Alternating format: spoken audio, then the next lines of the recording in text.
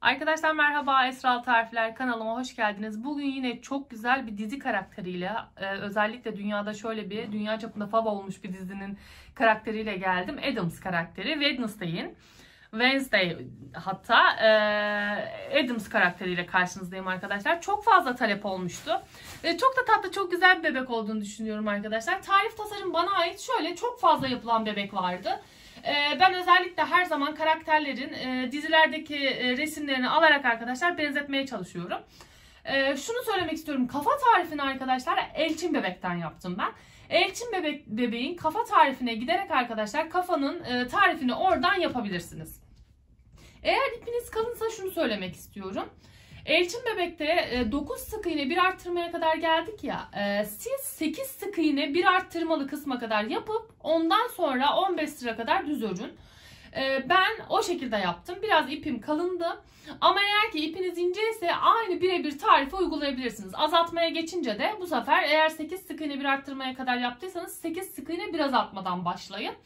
Bunu kendiniz ayarlayabilirsiniz. Gerekli malzemeler arkadaşlar 10 milim siyah göz kullandım. Siyah 50 gram ipim yetti. Hem saça hem elbiseye. Ama saç ipleri var arkadaşlar. Böyle özellikle full direkt saçları yapabilmek için çok güzel ipler var. Ama benim şu an elimde yoktu.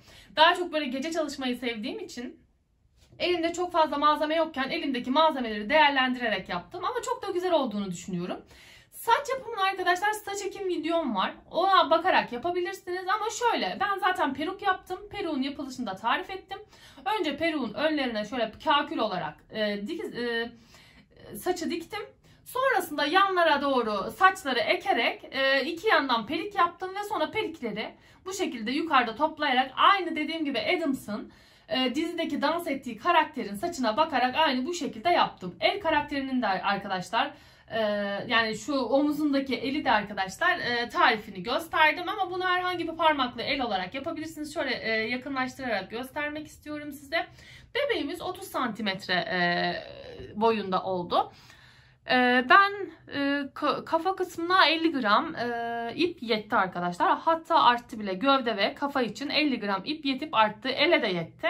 Ama tabii ki hani elinizin sıkılığı nasıl olur bilemiyorum. 2 tane 50 gram olursa yine elinizde daha iyi olur. Başka söyleyebilecek bir şey var mı diye düşünüyorum. Yüz şekillendirmesini de arkadaşlar Elçin bebeğin yüz şekillendirmesinden yaptım. Sadece siyah ip kullandım. Elçin bebekte biraz kahverengi kullanmıştık. Addams'ın birazcık böyle hani yüzü siyah olduğu için, biraz daha böyle kara bir suratı olduğu için, kara derken göz şekli falan böyle. Daha çok siyah ağırlıklı olduğu için siyah yapmak istedim. Elçin bebekteki ağız şekillendirmeyi yapmadım. Sadece kırmızı bir çizgi çektim. Ama siz buraya dudak işleyebilirsiniz. Elçin bebekteki gibi ağız çukuru oluşturup kırmızı ip gerebilirsiniz oraya. Nasıl isterseniz arkadaşlar. Kemer içinde zaten dümdüz sık iğne olarak belin ayarında zincir çekip sık iğne yaptım ve orayı gri iple yuvarlak işledim. O kadar arkadaşlar. Başka da yaptığım bir şey yok açıkçası. Başka söyleyecek ne var diye düşünüyorum. Kanalıma abone olun arkadaşlar. Diğer elbise tariflerini de eğer istiyorsanız Addams'ın diğer elbiselerini de yapabiliriz. Diğer kıyafetlerini de yapabiliriz. Önemli olan sizin isteğiniz. Eğer istiyorsanız yorumlara yazın arkadaşlar. Ben çok güzel bir bebek olduğunu düşünüyorum. Yorumlara güzel yorumlarınızı bekliyorum arkadaşlar. Bir sonraki videolarda inşallah görüşmek üzere. Dilerseniz yapım aşamasına geçebiliriz. Hepinize keyifli örgüler dilerim. Arkadaşlar şimdi kollardan başlıyoruz Addams bebeğimiz için. 2 tane yapacağız. Önce kolları yapacağız ki sonra gövdeyle birleştireceğiz. Hemen ten rengi ipimi aldım. 6 tane sık iğne örüyorum. 1, 2, 3, 4, 5 ve 6. Şimdi sihirli halkamı kapatıyorum arkadaşlar. Şimdi 2 sık iğne bir arttırma yapıyorum. Kolları 6 arttırma yapmıyoruz. Genelde alışılmışın dışında olacak. Şimdi 2 tane sık iğne örüyorum. Yani arttırma yapmadan tek tek 2 sık iğne ördüm. Bir tane arttırma yapıyorum. Bir kere daha 2 sık iğne bir arttırma yapıyorum.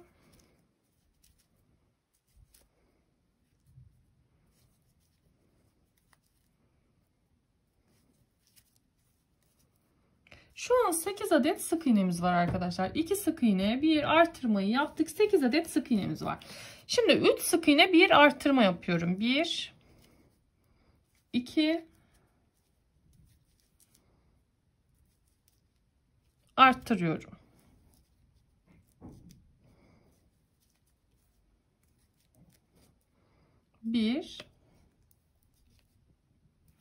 3 sık iğne bir arttırma arkadaşlar. Şu an ben 2 yaptım, yanlışlık oldu. Zaten 2 sık iğne bir arttırma yapmıştık. Şimdi 3 sık iğne bir arttırma yapıyorum yeni sıramda. 3 sık iğne bir arttırma.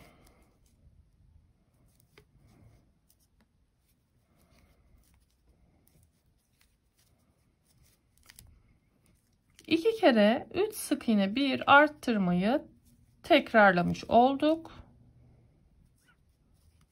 Şu an 10 tane sık iğnemiz var. 2 sıra boyunca 10 sık iğneyi düz örüyoruz arkadaşlar. Şimdi 2 sıra düz ördükten sonra 3 sık iğne bir azaltma yapıyoruz bu sırada. 1 2 3 azaltıyorum. Ve 2 kere daha tekrarlıyoruz arkadaşlar. Yani bir kere daha tekrarlıyoruz. 3 sık iğne bir azaltmayı toplamda 2 sıra tekrarlıyoruz. Ve kolun boyutuna göre arkadaşlar şöyle 21-22 sıra kadar düz örüyoruz. İplerinizi böyle biraz uzun kesin ki hani kısa ya da uzun olursa, şimdi gövdenizin uzunluğuna bağlı. Belki bebeği daha uzun öreceksiniz, daha kısa. Ben 22-23 sıra kadar düz ördüm ve kolu tamamladım. Arada doldurarak gidin ama üstlere doğru çok doldurmayın. Birinci kolu örün, sonrasında ikinci kolu örün ve ayaklara başlayacağız. Arkadaşlar şimdi ayağın bir tanesini, bacakların bir tanesini ben yaptım. Bir taneyi de birlikte yapacağız. Şimdi birini simsiyah yaptım. Birini arkadaşlar ikişer sırada bir değiştireceğiz. Yani şurada iki sıra beyaz, iki sıra siyah, iki sıra beyaz, iki sıra siyah. Ama siz ikinci bacağı yaparken simsiyah yapacaksınız. Yani aynı şekilde öreceksiniz ama sadece bir tanesini simsiyah, bir tanesini arkadaşlar çizgili çizgili yapacağız. Şimdi birlikte çizgili olanı yapacağız. Ama siz videoyu kapattığınızda aynı bacaktan ördüğünüzde arkadaşlar bir tanesini hiç ip değiştirmeden yapacaksınız. Bu daha kolay oluyor. Hemen şimdi devam ediyorum. Hatta siyah beyazla başlayabiliriz burada. Yani bu videoda biraz işimiz zor olacak ama siz videoyu kapattıktan sonra, ördükten sonra biraz daha kolay olacak. Bu şekilde yapacağız. Hatta tabanı da siyah başlasak sonra beyaza geçsek daha iyi olabilir.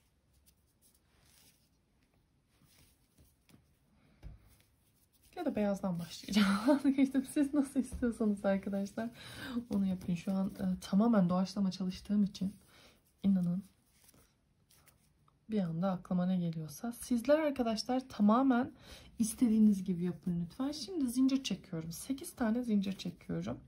Ayak için. Hadi bakalım. Başlayalım. Bismillah diyerek. 8 tane zincir çekiyorum. 1, 2, 3, 4, 5, 6, 7, 8. İkinci ayağı ördüğünüzde arkadaşlar simsiyah örüyorsunuz. Bunu unutmuyorsunuz. Şimdi ikinci zincirden itibaren başlayarak örmeye başladım. Birinci ilmeğimi artırma yaptım. İlk ilmeğimi artırma yaptım. Yani ikinci zincirimden. Şimdi 5 tane zincir, 5 tane sık iğne örüyorum. 1, 2, 3, 4, 5 tane sık iğne ördüm. Şimdi arkadaşlar son kalan ilmeğime 4 tane sık iğne batıyorum. 1, 2, 3, 4. Bakın zaten direkt karşı kısma geçtim. Şimdi hemen karşı kısma örmeye devam ediyorum. Bakın şöyle ilk ilmeğimden başlıyorum. 1, 2, 3, 4, 5 ve burada son ilmeğime bir tane arttırma yapıyorum.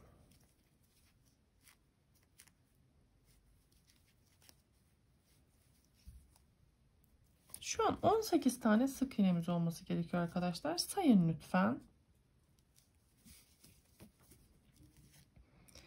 Şimdi ilk ilmeğimi arttırma yapıyorum.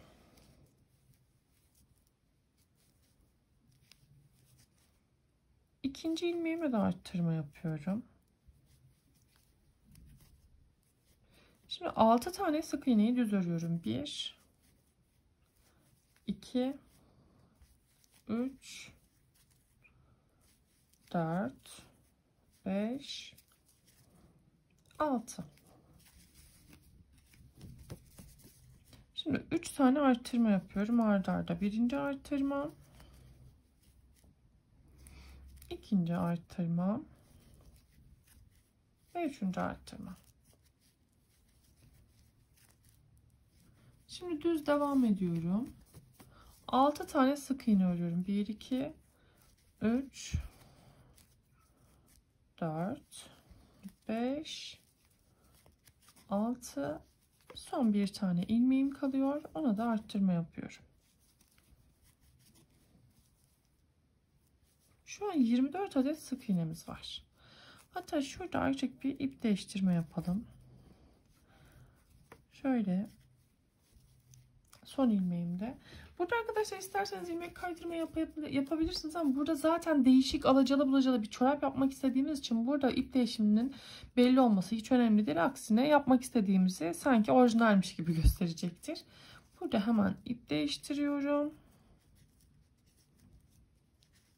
Üçüncü sırama geçiyorum siyah ipimle. Bakın geçerken beyaz ipimi de alttan yürütüyorum ki sadece bir sık iğne de bir sonraki gelişte üstte olsun. Şimdi bir tane sık iğne ördüm. Bir arttırma yaptım siyah ipimle. Bir sık iğne, bir arttırma.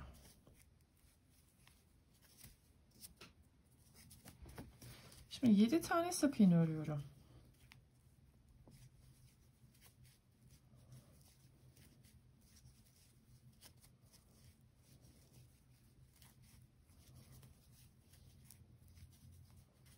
Bir sık iğne, bir arttırma yapıyorum.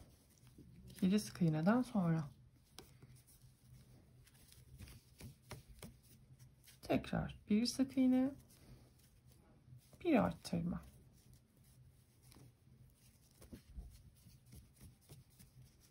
Şimdi 6 sık iğne örüyorum.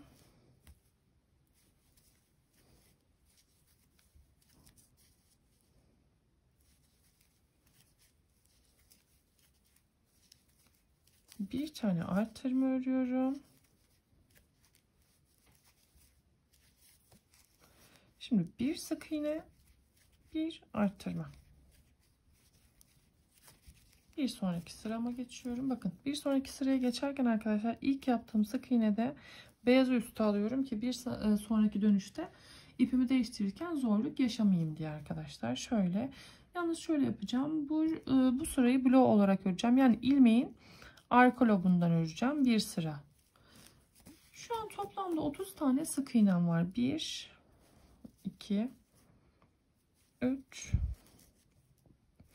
4 birlikte sayalım ki yanlışlık olmasın. 5 6 7 8 9 10 11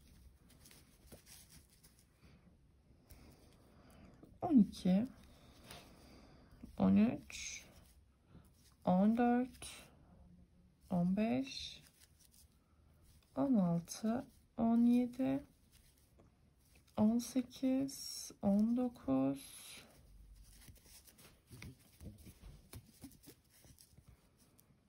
20 21 22 23 24 25 26 27 28 29 ve 30. Ama ben burada beyaz ipe geçiyorum. Şimdi 2 sıra beyaz 2 sıra siyah yapıyorduk çünkü. Hemen beyaz ipimle 30'uncu da ipimi değiştirdim. Hemen bir sonraki sırama geçiyorum. Şimdi arkadaşlar 2 sıra boyunca 30 sık iğne öreceğiz, düz öreceğiz. Yani bloğ değil bu sefer. Bu şekilde beyaz iple 2 sıra boyunca düz 30 sık iğne örüyorum. Evet arkadaşlar, 2 sıra düz ördük. Şimdi ikinci sıranın sonundaki ilmekle ben ip değiştiriyorum. İkinci bacakta daha rahat edeceksiniz arkadaşlar. Düz siyah öreceksiniz. Ben kendimi örerken çok rahat etmiştim. Şimdi bunu karışık olduğu için birlikte örmek istedim. Hemen şimdi devam ediyorum. Şimdi 12 tane sık iğne örüyorum siyah ipimle. Burada siz beyaz ipte de olabilirsiniz. Hiç fark etmez. 3'er sıra 4'er sıra da yapabilirsiniz. Hiç önemli değil. Hani 3 sıra siyah 3 sıra beyaz da yapabilirsiniz. 12 tane sık iğne örüyorum.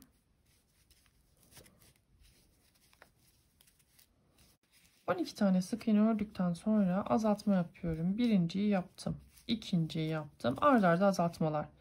Üçüncü azaltma. Dördüncü azaltma. Beşinci azaltma.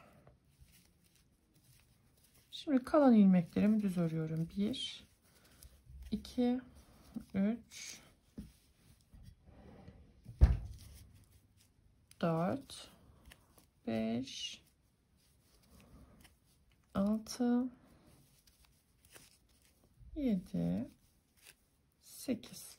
Bakın 8. de şöyle ipi, beyaz ipi alttan yürütüyorum. 8 tane sık iğnemi ördüm. Hemen bir sonraki sırama geçiyorum. Şimdi 11 tane sık iğne yapıyorum.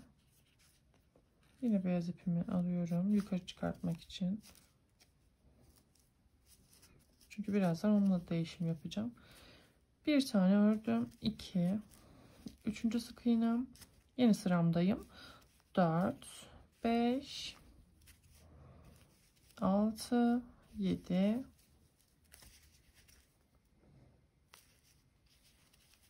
8, 9, 10, 11.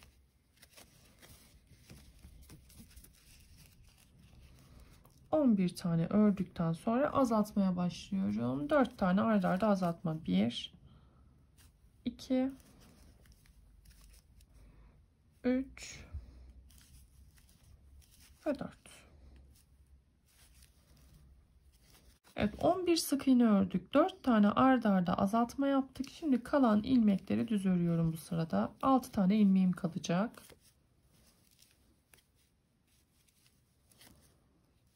Ve ben bu sırada ip değiştiriyorum tabii ki.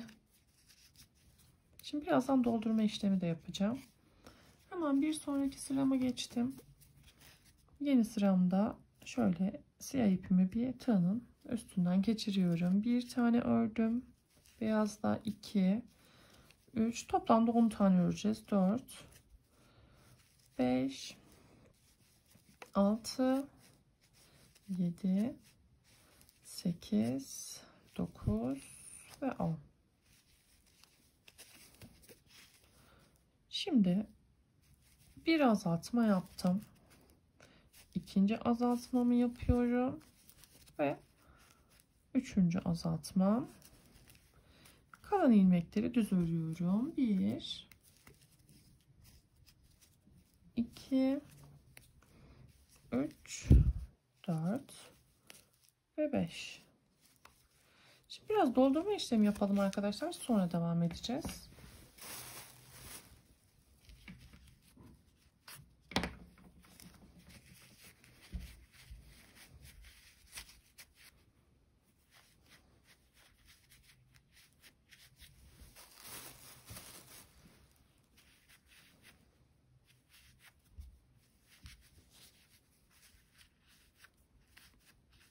Şöyle.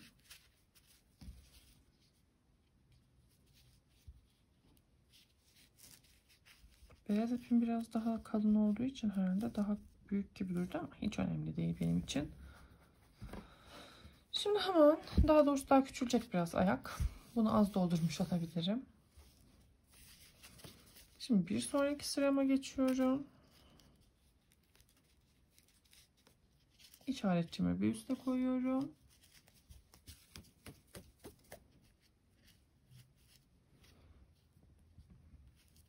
Şimdi siyah ip yine bir tığımın üstünden geçirdim. Şimdi bir tane ördüm. İkinci, üçüncü, 4, 5, 6, 7, 8, 9 tane ördükten sonra hemen bir azaltma yapıyorum. İkinci azaltmam ve 5 tane sık iğne örüyorum. 1, 2, 3, 4 ve 5.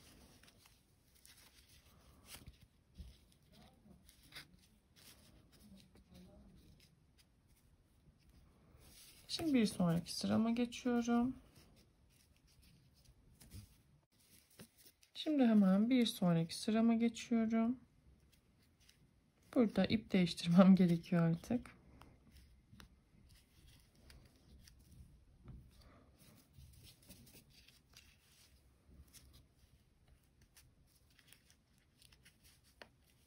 Şurada işaretçimi de alayım. 1,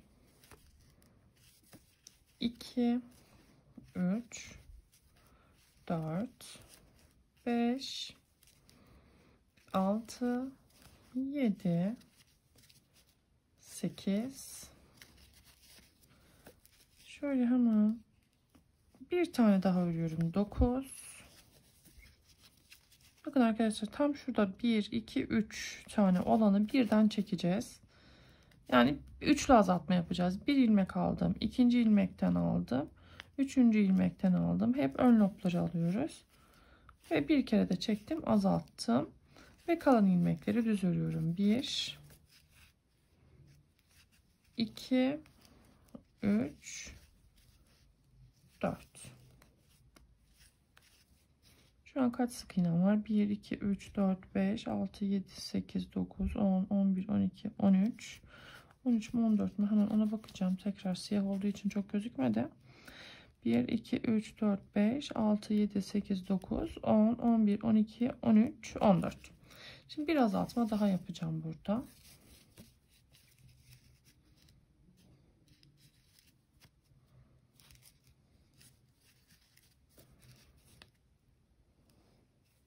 Hatta arkadaşlar şöyle yapalım. Azaltma yapmadan burada şuradaki kısım var ya, ilk ilmeği atlasak daha iyi olacak. Şöyle 1, 13 tane sık iğne öreceğiz. 2, 3, 4, 5, 6, 7, 8, 9, 10, 11, 12 ve 13. Aynen şöyle daha iyi oldu. Bakın şurada atlanılan yer hiç belli değil. Bazen hani diyorsunuz ya, fazla ilmeğim oluyor. Ya atlayın ya da bir tane eksikse arttırma yapın. Hiç önemli değil arkadaşlar. Şimdi şurada hemen işaretçimizi böyle bakıyorum tam neresinden başlamamız gerekiyor diye. Şimdi işaretçi ipimi arkadaşlar 1, 2 şey kaydırmam gerekecek. Şuraya alacağım. Hemen şöyle bakın, işaretçiyi aldım. Bir tane ördüm. İkinciyi ördüm. Artık işaretçim şurası olacak ve artık beyazı alıyorum. Şimdi arkadaşlar biz kaç sıra boyunca düz öreceğiz ona bakıyorum. 1, 2, 3, 4, 5, 6, 7, 8, 9, 10, 11, 12, 13, 14, 15. 15 sıra boyunca 2 sıra beyaz, 2 sıra siyah olarak düz öreceksiniz. 13 adet sık iğne. Ama biraz zorluyorsa arkadaşlar 3'er sıra yapabilirsiniz. 3 sıra siyah, 3 sıra beyaz. Yani bu tamamen size kalmış. İşaretçi yerini kaybetmeyin arkadaşlar. Sonrasında çünkü şu baldır kısımlarını yapacağımız için hani biri oraya biri buraya baksın istemiyoruz. Gerçi çok da fark etmez. Eteğin altında kalacak ama videoyu durduralım. 15 sıra boyunca siyah beyaz olarak örelim. İkinci videoda bunu simsiyah öreceksiniz. Sonra birlikte devam edeceğiz. Arkadaşlar şimdi bu kısmı da tamamladıktan sonra şimdi bir sıra backloop öreceğiz. Bloğa yani. Şuradan hemen işaretimi çıkarttım. Siyah iple artık beyaz iple işim bitti.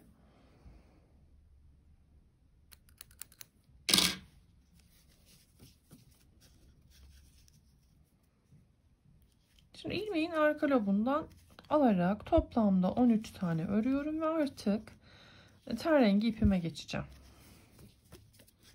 Beyazdan şimdi kurtulacağım. Artık zor kısmını atlattınız arkadaşlar diyebiliriz. Bir sonraki ayakta, bacakta hiç zorlanmayacaksınız. Çünkü dümdüz öreceksiniz. Ama ikisini de böyle örmek istiyorum Esra Hanım. Ben zoru seviyorum diyorsanız hay hay buyurun örün. Ben birini öyle yapmak istedim. Şu beyazdan kurtulsam iyi olacak. İşte karışmasa, bakın minicik de olsa bir düğüm beni zorluyor.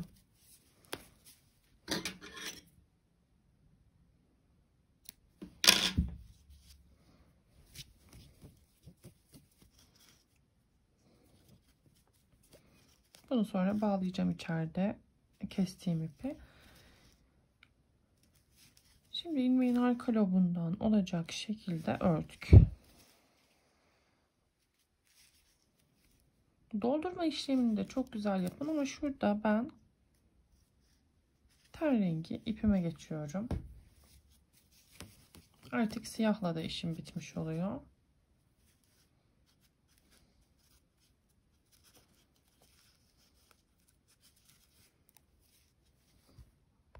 Şimdi ten rengi ipimle şöyle. Şimdi işaret belirleyicimizi biraz kaydırmamız gerekecek. Çünkü düz ördükten sonra bakın nereye kaydık görüyorsunuz. Bizim tekrar arkaya geri dönmemiz lazım. Şimdi bir tane ördüm. İkinciyi ördüm. Ve tam üçüncüyü, yani eski yerimize gelelim. Bizim artık işaretçimiz bu olsun. Şimdi bir sırada düz örelim. Yani bir sıra dediğim şöyle. Ten rengiyle işaretçiye kadar düz bir sıra örelim. Şöyle düz olarak. Doldurmayı da unutmayın arkadaşlar.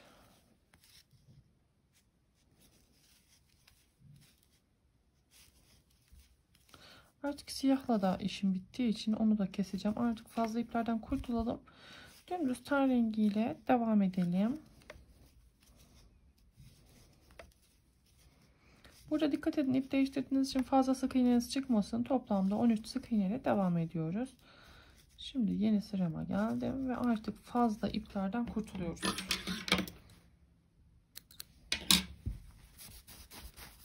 Artık tek ipli çalışacağız ama şöyle içte kalan ipleri de bir güzel şöyle bağlayalım ki sökülme yaşamayalım. Sökülme olmasın.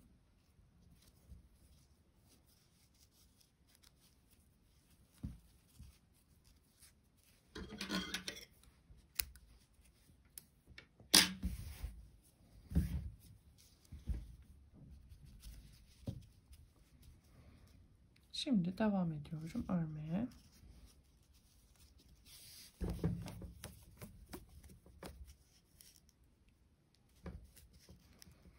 Şimdi yeni sıramda bir tane azaltma yaptım.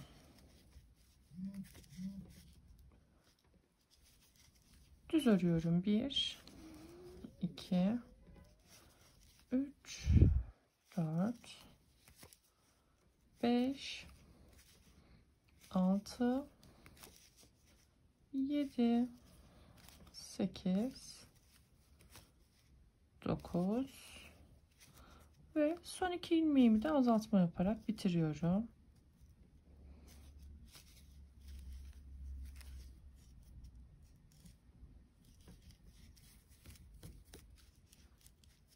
Şimdi devam ediyorum. Bir tane ördüm. İkinciyi ördüm. Üçüncüyü ördüm. Şöyle 3 tane sık iğne ördüm. 1 2 3, hatta dördüncüyü de örüyorum. 4 tane sık iğne ördüm. Şimdi 3 tane arttırma yapıyorum. Birinci arttırma, ikinci arttırma,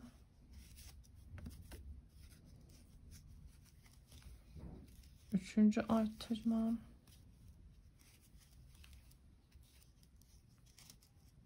ve ve 4 tane sık iğne örüyorum. 1 2 3 ve 4. Şimdi burada doldurma işlemi yapıyoruz. Burada diz kapağımızı da oluşturmuş olduk.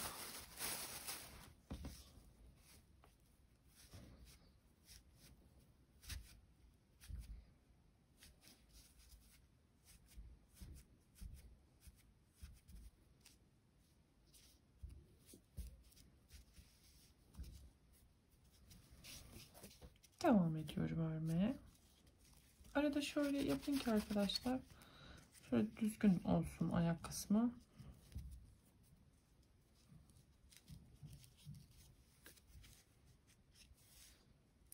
Şimdi bir arttırma yapıyorum. Sıra sonuna kadar düz örüyorum. Sonda bir tane sık iğnemiz kalacak. Onu arttırıyorum. Sıra sonundaki son sık iğneyi arttırıyorsunuz arkadaşlar. Şimdi bir arttırmayla başladım. Düz örüyorum. Sondaki son sık iğnemi arttırma yapıyorum.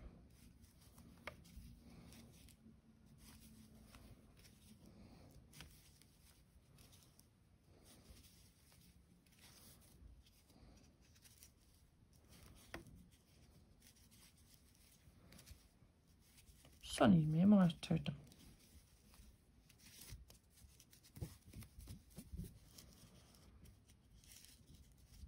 Şimdi hemen devam ediyorum. Bir tane sık iğne ördüm. İkinciyi ördüm.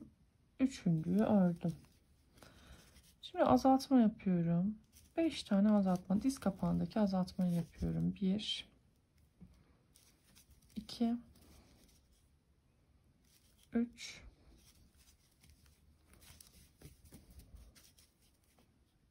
4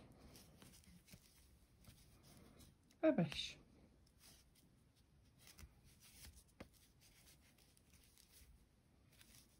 Kalan ilmeklerimi düz örüyorum.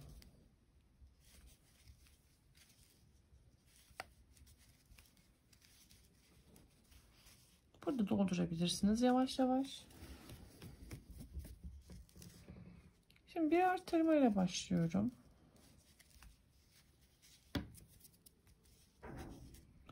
Ve düz örüyorum. Sonda yine sonda kalan ilmeğe bir tane arttırma yapıyorum. Şimdi ilk ilmeğimi de arttırdım ve son ilmeğimi de arttırıyorum. Son ilmeğe kadar düz örüyorum.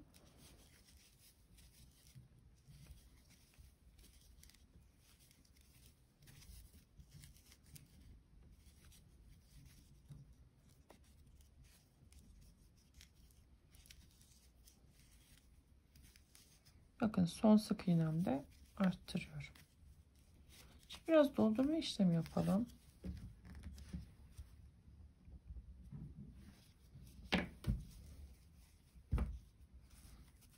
Şöyle diz kapağına doğru minik minik. Her zaman söylüyorum arkadaşlar, çok da doldurmuyoruz, az da doldurmuyoruz ama yani fazla doldurunca şekilsiz olabiliyor. Az doldurunca da şekilsiz olabiliyor. Bunun ortasını bulmak lazım. Bu şekilde devam ediyorum. Şimdi bir sıra düz örüyorum. Kaç ilmeğim var? Hemen sayacağım. 1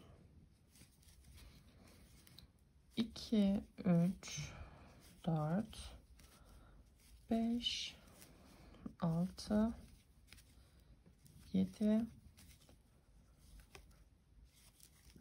8 9 10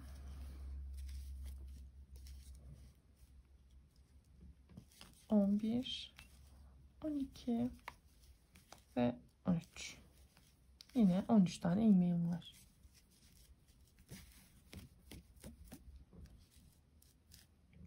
Şimdi yine bir tane arttırma yapıyorum. Şimdi sıra sonuna kadar düz örüyorum. Sıra sonundaki son ilmeğimi arttırma yapıyorum.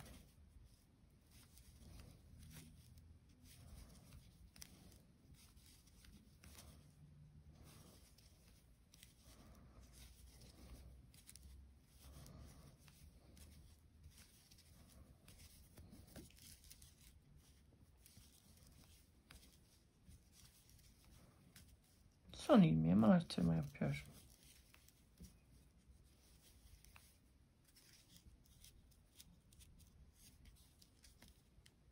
Şimdi arkadaşlar burada 6 sıra kadar düz örüyoruz.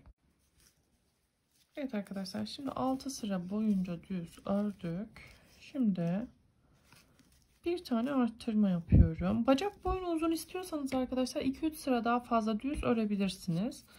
Şimdi bir arttırma yaptım ve düz örüyorum. Sıra sonundaki son ilmeğime yine arttırma yapıyorum.